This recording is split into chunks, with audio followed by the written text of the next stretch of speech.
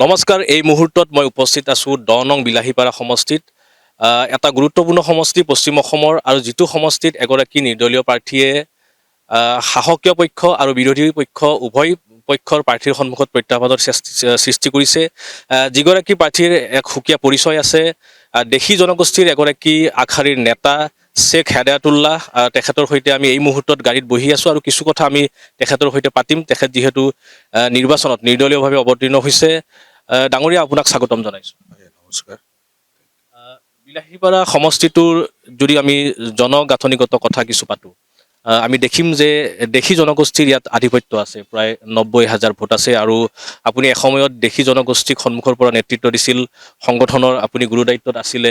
গতিকে এই সমষ্টিটোৰ অকল দেশী জনগোষ্ঠীয়ে নহয়, বিভিন্ন জাতি জনগোষ্ঠীৰ সকলোৰে সমস্যাৰ বিষয়ে আপুনি অৱগত।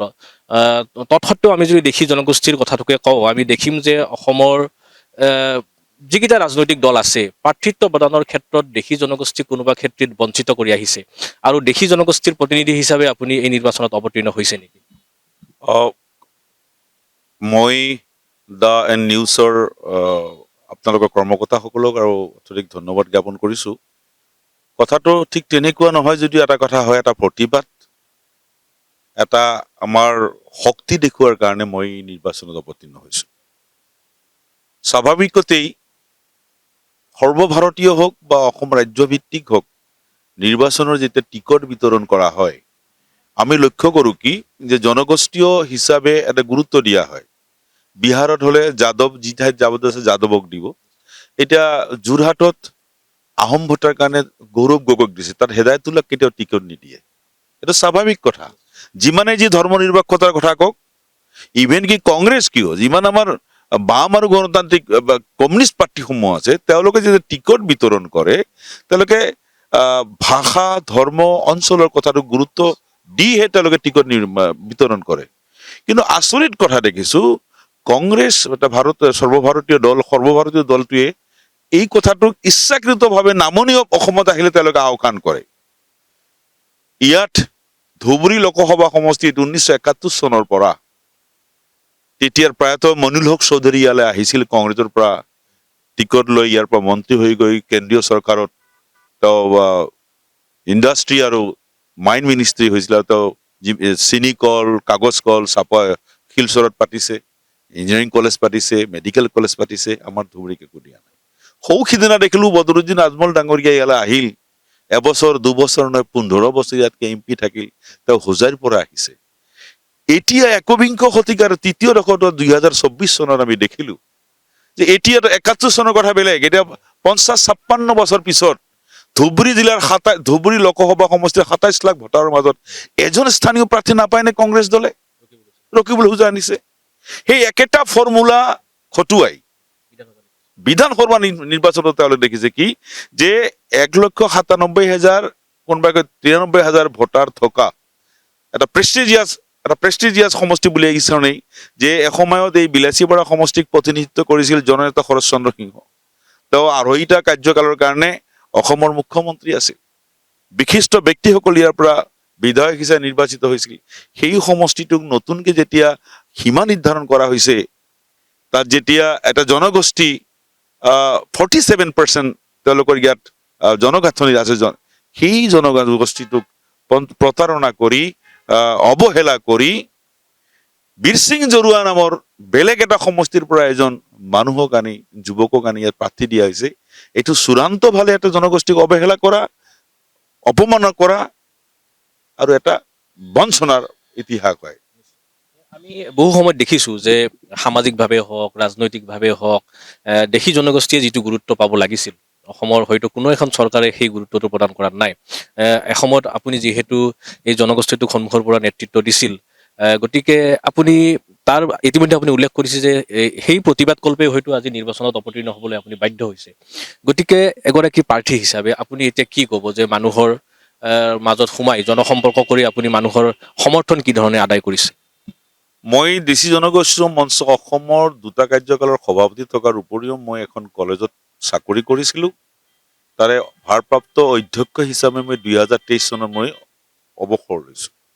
চাপৰ আৰু বিলাসীপাৰাৰ যি সামাজিক সাংস্কৃতিক বৌদ্ধিক কাম কাজৰ মাজত আপুনি প্ৰতিজন মানুহক সুধিব পাৰে মই সক্ৰিয়ভাৱে অংগাগীভাৱে জড়িত হৈ আছো বিলাসীপাৰা জিলা দাবী সমিতি নিউ মনাগুৰি যোগীসভা ৰেল লাইন দাবী সমিতি তাৰোপৰি আপোনাৰ চাপৰৰ যি চাৰ্কল অফিচ উঠি যোৱাৰ বিৰুদ্ধে আন্দোলন আপোনাৰ সমজিলাৰ পৰা যি নিৰ্বাচনী কাৰ্যালয় উঠাই লোৱা হৈছে ধুবুৰীলৈ তাৰ বিৰুদ্ধে কৰা আন্দোলন ৰেল লাইনত পেছেঞ্জাৰ ৰেল চলাব লাগে তাৰ বাবে কৰা আন্দোলন সিদিনা যি এছাৰৰ বিৰুদ্ধে ব্যাপক আন্দোলন আমি গঢ়ি তুলিছো সেই আন্দোলনৰ সৈতে মই সন্মুখত থাকি নেতৃত্ব দিছো এই অঞ্চলৰ ক্ৰীড়া সংগঠক হিচাপে সাংস্কৃতিক জগতত নাট্য জগতৰ কৰ্মী হিচাপে মই নিজকে জড়িত কৰি ৰাখিছো তাৰোপৰি মই ভাবো ৰাইজে মোক এইবাৰ যোগ্য প্ৰাৰ্থী হিচাপে বিবেচনা কৰিব আৰু মই যিটো এটা জনগোষ্ঠীক বিলং কৰো সেই জনগোষ্ঠীৰ ভোট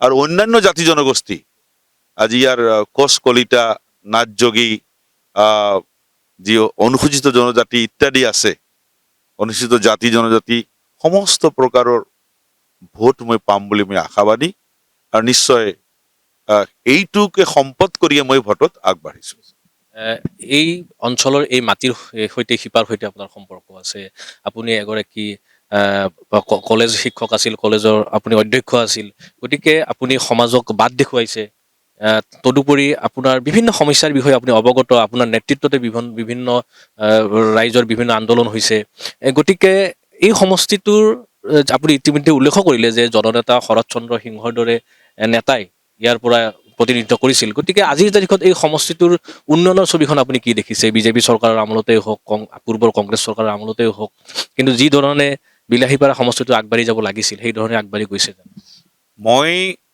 এইটো কথা মই নদী ক'ব পাৰো এতিয়া যদি কাৰোবাক সোধা হয় বিলাসীপাৰা এই সমষ্টিৰ এই সমজিলা বা এই সমষ্টিৰ অভাৱসমূহ কি বহুতে কথাবিলাক ভাঙি পাতি ক'ব নোৱাৰিব এইকাৰণেই ক'ব নোৱাৰিব তেওঁলোকে বহু ক্ষেত্ৰত বিলাসীপাৰাৰ এই সামাজিক জীৱনৰ সৈতে জড়িত নাই তেওঁলোকে যাৰ নিজৰ পলিটিকেল পাৰ্টি হিচাপে জড়িত আছে পলিটিকেল পাৰ্টিৰ এজন ভাল ৱাৰ্কাৰ নো ডাউট কিন্তু সমাজৰ কাৰণে ভাল ৱাৰ্কাৰ নহয় সেইকাৰণে সামাজিক জীৱনত তেওঁলোকে জড়িত নহয় বিলাসীপাৰা জিলাৰ এই সমজিলাৰ প্ৰধান সমস্যাটো হৈছে বিলাসীপাৰা সমজিলাক পূৰ্ণাংগ জিলা হিচাপে ঘোষণা কৰিব লাগে এইটো যদি কৰে তেনেহলে মানে নিজে আপোনাৰ যি নিৰ্বাচনী বিষয়ৰ কাৰ্যালয় ইয়াৰ পৰা তুলি লৈ যোৱা হৈছে এইটো ইয়ালৈ আহি যাব চাৰ্কল অফিচবিলাক উঠাই দিয়াৰ যি প্ৰস্তাৱ আছিল চৰকাৰৰ সেইটো ৰহিত হৈ যাব যাৰ ঠাইত সেইবিলাক থাকিব আৰু অন্যান্য দাবীসমূহলৈ আমি আন্দোলন কৰিব যেতিয়া ধৰক শিক্ষাৰ ক্ষেত্ৰত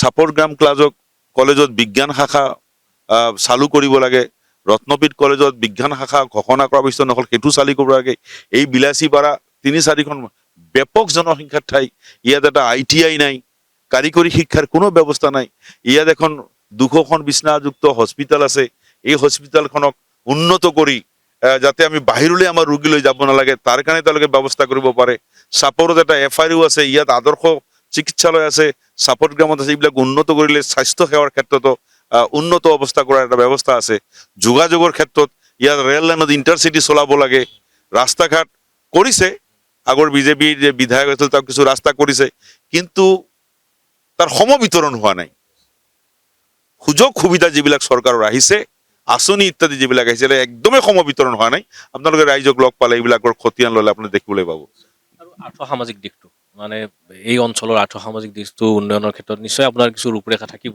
আপোনাৰ পৰিকল্পনা থাকিব সেই সন্দৰ্ভত অকণমান কওক অতি সম্প্ৰতি মই ভাবো যে ইয়াত আদানীৰ যি থাৰ্মেল পাৱাৰ প্ৰজেক্ট হৈ আছে এই থাৰ্মেল পাৱাৰ প্ৰজেক্টত 28,000ৰো অধিক যুৱক যুৱতীৰ টেকনিকেল আৰু নন টেকনিকেল ইয়াত নিয়োগ হ'ব গতিকে এইটো এটা আমাৰ এই ঠাইৰ আৰ্থসামাজিক অৱস্থাৰ ওপৰত ব্যাপক প্ৰভাৱ পৰিব ইয়াত এটা টাউনশ্বিপ গঢ়ি উঠিব ব্যৱসায় গঢ়ি উঠিব আৰু আমাৰ যদি ল'ৰা ছোৱালীক অন্তত 50% ল'ৰা ছোৱালী ইয়াত চাকৰি দিয়া যায় ব্যৱস্থা কৰিব পৰা যায় তো সাংঘাতিকভাৱে আৰ্থসামাজিক দিশত আমাৰ ঠাইখনক আগুৱাই লৈ যাব আপুনি এগৰাকী বিজ্ঞ ব্যক্তি আপুনি যদিওবা নিৰ্বাচনত প্ৰতিদ্বন্দ্বিতা কৰিছে তাৰ উপৰি আপোনাৰ এটা খুব পৰিচিত আপোনাৰ সামাজিক স্থিতি আছে আপোনাৰ ব্যক্তিত্ব আছে যে আজিৰ যিটো ৰাজনীতিটোক লৈ আপুনি কি দেখে যে কি বহু ক্ষেত্ৰত দেখা যায় যে আজি সমাজ জীৱনত ৰাজনীতিৰ কিছু কিছু ক্ষেত্ৰত কদৰ্যময় পৰিৱেশ এটাও দেখা যায়।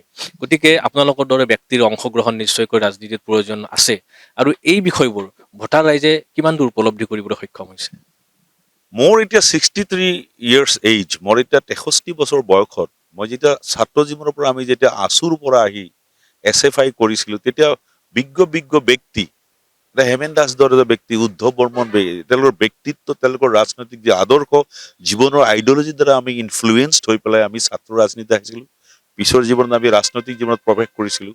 কিন্তু এই শেষৰ ফালে আহি MLA হোৱা, বিধায়ক হোৱা এই আশাটো সম্পূৰ্ণ এৰি দিছিলোঁ। এইকাৰণেই এতিয়া যিসকল মানুহ MLA বিধায়ক হ'বলৈ আহে, তাৰে 90% মানুহৰ কোনো আইডিঅলজি নাই, কোনো মিছন নাই, কোনো ভিছন নাই।